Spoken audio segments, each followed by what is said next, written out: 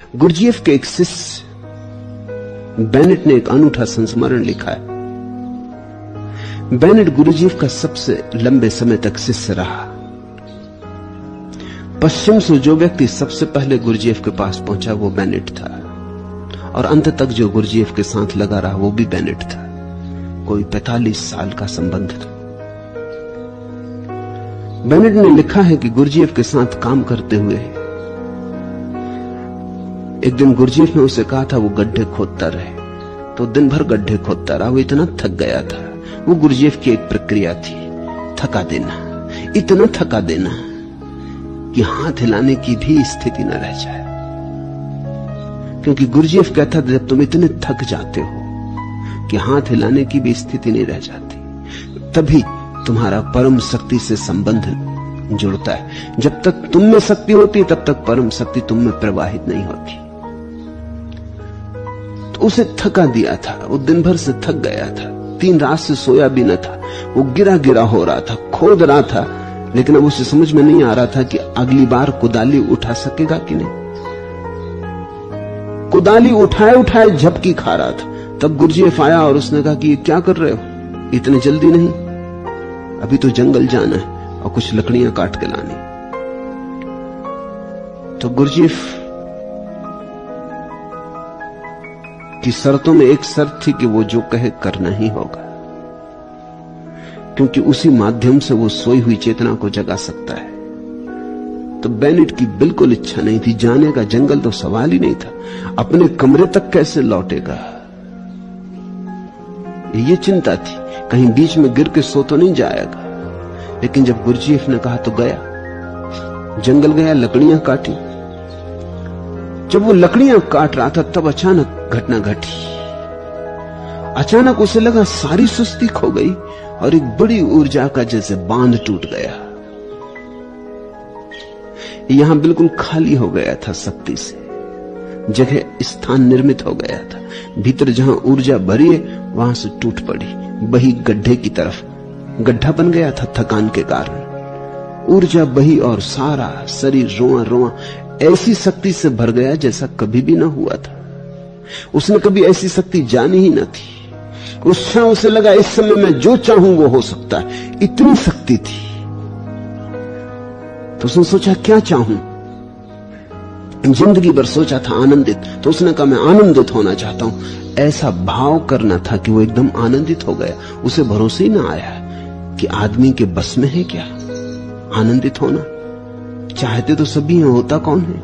उसने सोचा कि आनंदित हो जाऊं। ये तो सिर्फ खेल कर रहा था शक्ति को देखकर। इतनी शक्ति नाच रही थी चारों तरफ, रोए रोए ऐसा भरा पूरा था कि उसको लगा कि इस क्षण में तो अगर मैं जो भी चाहूंगा हो जाएगा। तो क्या चाहूं, आनंदित। ऐसा सोचना था, ये शब्द का उठना था आनंद, कि उसके पुलक पुलक नाच उठी। उसे बस भरोसा ना आया। उसने कहा कोई धोखा तो नहीं खा रहा हूं, कोई सपना तो नहीं देख रहा हूं, कोई मजाक तो नहीं की जा रही मेरे साथ। तो उसने सोचा कि उल्टा करके देख लूं, दुखी हो जाऊं। ऐसा सोचना था कि दुखी हो जाऊं कि एकदम गिर पड़ा। चारों तरफ जैसे अंधेरा छा गया, जैसे अचानक सूरज डूब गया, जैसे सब तरफ दुख ही दुख और दुख की तरंगें उठने लगी। वो घबराया कि तो मैं नरक में गिरने लगा, ये हो क्या रहा है। उसने कहा मैं शांत हो जाऊं। वो तत्क्षण शांत हो गया। उसने सब मनोभाव उठा के देखे, फिर तो एक एक पे प्रयोग करके देखा, क्रोध, घृणा, प्रेम, और जो भाव उसने उठाया वही भाव परिपूर्ण रूप से प्रकट हुआ। वो भागा हुआ आया। उसने गुरजीएफ को कहा कि चकित हो गया हूं। उसने कब चकित होने की जरूरत नहीं, चुपचाप सो जा। अब जो हुआ है इसे चुपचाप संभाल के रख, और याद रखना कभी भूलना मत कि अगर आदमी ठीक स्थिति में हो तो जो चाहता है वही हो जाता है। गैर ठीक स्थिति में तुम चाहते रहो कुछ भी नहीं होता। ठीक स्थिति में जब भीतर के तार मिलते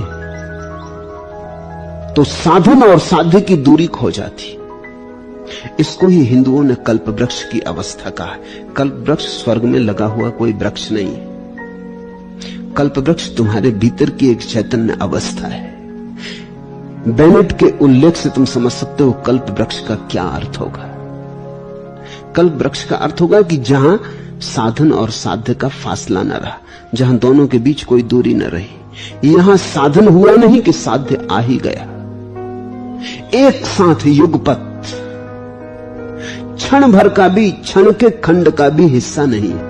यही कल्प वृक्ष की धारणा है। कल्प वृक्ष की धारणा है कि जिस वृक्ष के नीचे तुम बैठे, इधर तुमने मांगा उधर मिला।